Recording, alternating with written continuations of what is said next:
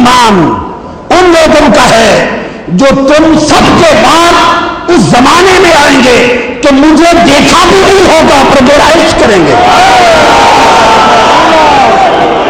میرا جلوہ نہیں کیا ہوگا، میرے دیدار کی تابانیاں نہیں دیکھی ہوں گی، میرے معجزات کو دیکھا نہیں ہوگا آنکھوں سے، بس سنا ہوگا کہ کوئی کنڈر والی زلفوں والا تھا، سنا ہوگا کوئی ایسا حسین چہرہ تھا جس کے حسن پر سورج اور چاند بھی شرماتے تھے، بس سنا ہوگا اور صرف سن کر مجھ پہ قربان جائیں گے۔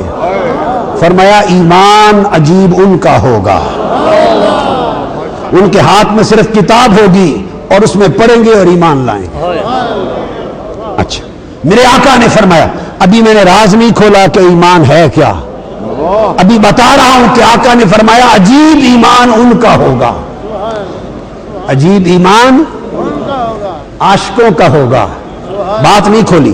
پھر حدیث ابھی امامہ رضی اللہ تعالیٰ عنہ روایت کرتے ہیں، آقا علیہ السلام نے مبارکباد دی، امام احمد بن حنبل نے مسند میں روایت کیا، مبارکباد دی اور فرمایا طوبیٰ لمن رآنی وآمن بی، فرمایا مبارک ہو ان کو جنہوں نے مجھے دیکھا اور ایمان لائے۔ ایک بار مبارک دی، کیا ایک بار مبارک، اور پھر فرمایا وَطُوبَى سَبْعَ مَرَّاتٍ، 7 بار مبارک ہو انہیں جو بن دیکھے مجھے مانیں گے، مبارک ہو انہیں جنہوں نے مجھے تکا اور تک کر عاشق ہو گئے، اور مبارک ہو انہیں جو دیکھا نہ ہوگا بن دیکھے عاشق ہوں گے۔ صحابہ کرام نے پوچھا آقا علیہ السلام کی بارگاہ سے، امام احمد بن حنبل نے مسند میں روایت کی، آقا نے ایک روز پوچھا یا رسول اللہ کیا ہم سے کوئی بہتر بھی ہے آپ کی امت میں، کیا ہم سے کوئی بہتر بھی ہوگا؟ اب اس بہتری اور فضیلت کا معنی ایک یہ جزوی فضیلت ہوگی، کلی نہیں، کلی صحابہ کرام کو پوری امت پر ہے، نقطہ سمجھ لیں، جزوی فضیلتوں کی بات ہوتی رہتی ہے کہ اس اعتبار سے بہتر، اس جہت میں بہتر۔ عرض کیا آقا کوئی ہم سے بہتر بھی ہے؟ اور پھر خود عرض کیا حل احد خیر منا اسلمنا وجاہدنا معک، ہم ایمان لائے اور حضور آپ کے ساتھ مل کے جہاد کیے، قربانیاں دی، تو عرض کیا آقا ہم سے بھی کوئی بہتر ہے؟ اب حدیث آقا نے فرمایا قال نعم، ہاں تم سے بھی بہتر ہے، تم سے بھی بہتر۔ پھر سمجھا رہا ہوں اس بہتری کا مطلب کلی فضیلت، ورنہ تو کتب اور غوث سارے مل کر بھی ادنا صحابی کی فضیلت کے برابر نہیں ہوتے، یہ بحث نہیں ہے۔ آقا علیہ السلام نے فرمایا ہاں تم سے بھی بہتر ہوں گے۔ عرض کی یا رسول اللہ وہ کون؟ فرمایا قوم یکونون من بعدکم یؤمنون بی ولم یرونی، فرمایا وہ لوگ، وہ نسلیں جو بعد میں آئیں گی اور انہوں نے میرے حسن کو دیکھا نہیں ہوگا بن دیکھے میرے عاشق ہوں گے، بن دیکھے ایمان لائیں گے۔ اب یہاں کہنا چاہتا ہوں یہ تو یؤمنون بی، بن دیکھے ایمان لائیں گے، بات وہی رہی پھر کہ وہ جو آقا نے اتنی فضیلت بیان کی اور 7 مرتبہ مبارکباد دی، وہ ایمان جو بعد والے لوگوں کا جسے سراہا جا رہا ہے، جس کی تعریف ہو رہی ہے، اور صحابہ کرام کے سامنے جن کے ایمان کو عجیب تر ایمان قرار دیا جا رہا ہے، اس ایمان میں اصل راز کیا ہے؟ یہاں راز سمجھنے سے پہلے ایک حدیث اور جان لیں۔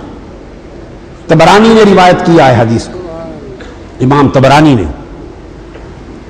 زید بن حارثہ ایک صحابی ہیں، آقا علیہ السلام ایک روز باہر نکلے، آگے سے جوان صحابی حضرت زید بن حارثہ ملے، آقا علیہ السلام نے پوچھا یا زید کیف اصبحت، اے زید بن حارثہ بتا تیری صبح کیسے ہوئی، تو نے صبح کیسی کی؟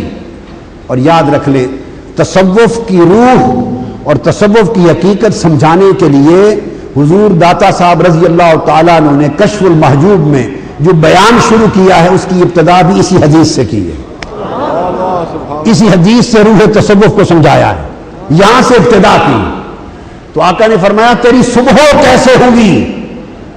خاص زید بن حارثہ نے عرض کی یا رسول اللہ اصبحت مؤمنا، میں نے صبح اس حال میں کی کہ میں مومن تھا۔ عرض کی یا رسول اللہ میں نے حالت ایمان میں صبح کی، یہ توجہ طلب نقطہ ہے۔ اس پر آقا علیہ الصلوۃ والسلام نے فرمایا یا زید فانظر ماذا تقول، عرض کیا زید بن حارثہ غور کر کیا کہہ رہا ہے۔ اس کا مطلب یہ ایمان کوئی اتنی سستی اور آسان شے نہیں ہے۔ صحابی کہہ رہا ہے، صحابی، میں نے حالت ایمان میں صبح کی، اور تاجدار کائنات فرما رہے ہیں زید بن حارثہ غور کر کیا کہہ رہا ہے، کیا کہہ رہا ہے۔ آپ نے فرمایا لکل قول حقیقت وما حقیقت قولک ایمانک، آقا نے فرمایا ہر شے کی ایک حقیقت ہوتی ہے، بس میں اتنا حصہ ہی سناتا ہوں چونکہ ریلیونٹ ہے۔ ہر شے کی حقیقت ہوتی ہے، بے حقیقت کوئی شے نہیں ہوتی۔